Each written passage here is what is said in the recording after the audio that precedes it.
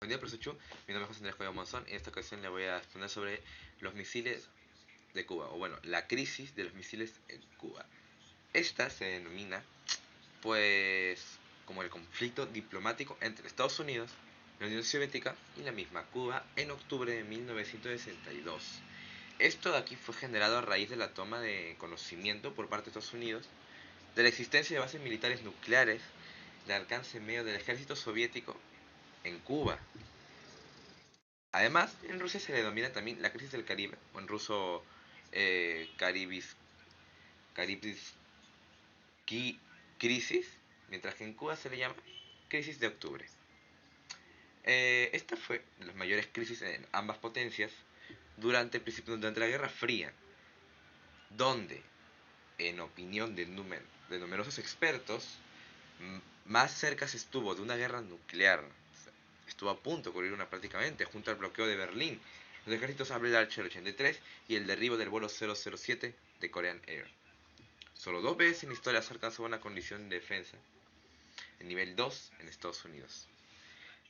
Esta crisis abarca el periodo comprendido entre el descubrimiento de los misiles balísticos de alcance medio R-12 y R-14 respectivamente de la Unión Soviética. Esto fue el 15 de octubre de 1962, hasta el anuncio de su desmantelamiento y traslado de vuelta a la Unión Soviética el 28 de octubre de 1962. Sin embargo, a otros niveles se extendió hasta noviembre de este mismo año e incluso enero de 1963 en sucesivas minicrisis. Ahora hablemos de la operación Anadir. ¿Cuál fue esta? Pues digamos que esta operación fue el código utilizado por la Unión Soviética para una operación secreta destinada a desplegar misiles balísticos de un alcance medio, aviones de caza, bombarderos y una división de infantería mecanizada en Cuba y crear una fuerza capaz de prevenir o defender de una invasión a la isla por parte de las Fuerzas Armadas de los Estados Unidos. Después se reveló que también se instalaron misiles tácticos nucleares en de corto alcance. Y estos podrían llegar a atacar barcos de guerra frente a las costas de Cuba.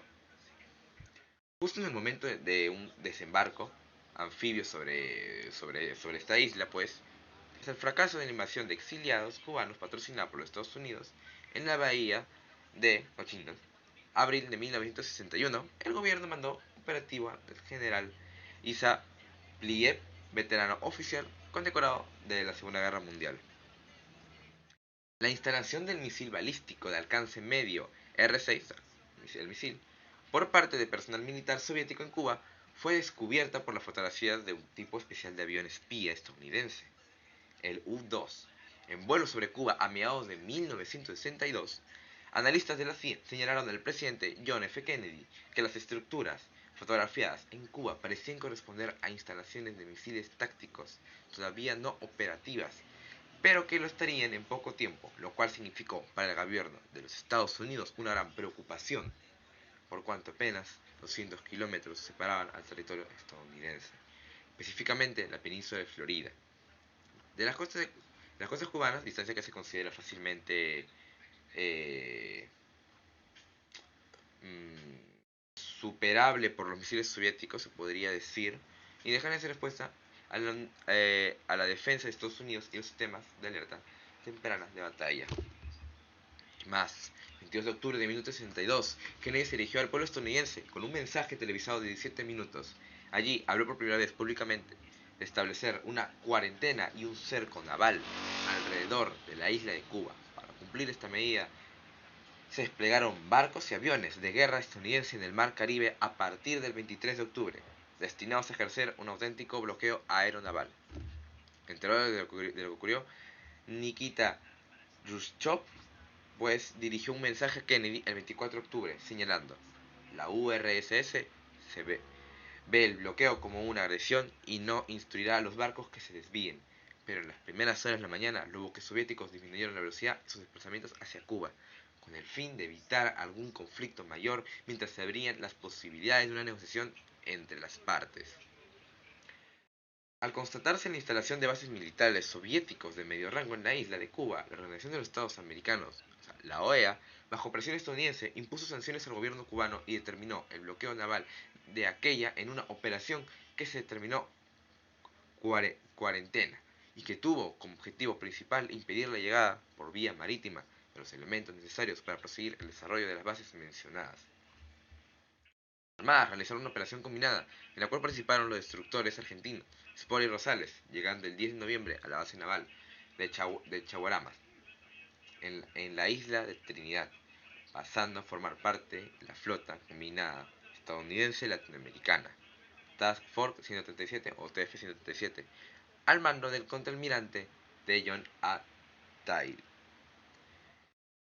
En dicha flota se integrarían los destructores venezolanos AR Nueva Esparta y AR Zulia, las fragatas dominicanas eh, Santana y Luperón, el destructor USS Muñiz. La posición estadounidense se enfrentaba a la soviética y la perspectiva de una guerra abierta entre ambos estados parecía cercana, sea con un mutuo ataque de misiles intercontinentales y CBM o atacando a la Unión Soviética, a los países aliados de Estados Unidos, Europa Occidental, de los consejeros militares de John F. Kennedy consideraban seriamente el escenario de una guerra nuclear a gran escala para defender a la Unión Soviética. Los buques eh, estadounidenses continuaban buscando navíos soviéticos en ruta hacia Cuba, ordenado pues, por radio y comunicaciones navales su desvío en caso de hallarlos, pero ninguno de ambos bandos se atrevía a usar la fuerza para lograr sus fines, por temor a repercusiones de otras partes del mundo. Una respuesta similar, militar en Europa, un ataque en Alemania. Sin embargo, el 26 de octubre, el gobierno soviético enviaba a Washington DC un mensaje personal de Khrushchev a Kennedy para llegar a un acuerdo.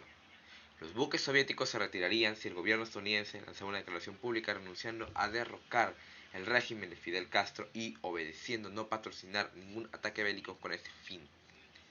El propio día 26 de octubre, Fidel Castro, desde La Habana, escribe mensaje y solicita a Khrushchev que en caso de una invasión de Estados Unidos a Cuba, la URSS realice un ataque nuclear contra los Estados Unidos, aun el costo de desaparecer Cuba e iniciarse una guerra nuclear.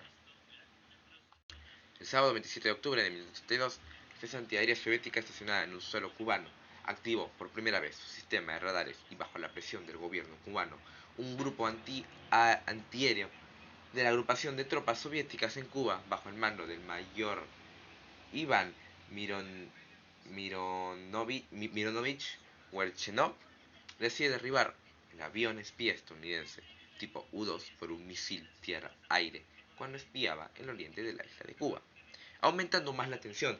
Pero en la mañana del mismo día, 27 de octubre, Khrushchev propuso a Kennedy el desmantelamiento de las bases soviéticas de misiles nucleares, preocupado por la posibilidad de una acción unilateral cubana, y así lo expresa en la carta representada el 28 de octubre en Cuba. A cambio, la garantía formal y pública de que Estados Unidos no le salía ni apoyaría una invasión al territorio cubano.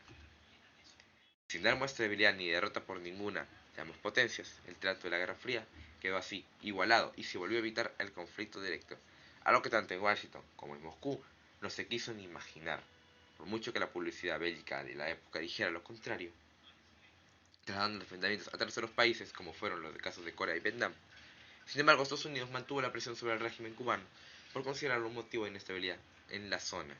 En ese momento se creó el llamado teléfono rojo, una línea de comunicaciones directa entre la Casa Blanca y Kremlin, con el fin de agilizar las conversaciones entre ambas potencias durante periodos de crisis, evitando las demoras diplomáticas y tratando de subsanar posibles malentendidos sobre la cuestión nuclear. El 29 de octubre, el mandatario soviético Nikita Khrushchev envió a Fidel Castro un informe comunicando los términos del acuerdo que soviéticos y estadounidenses ya habrían concluido sobre Cuba. La conferencia de Helsinki de 1973 a 1975 fue muy importante para la posterior disensión entre la Unión Soviética y los Estados Unidos. Esto por mi parte, gracias por su atención.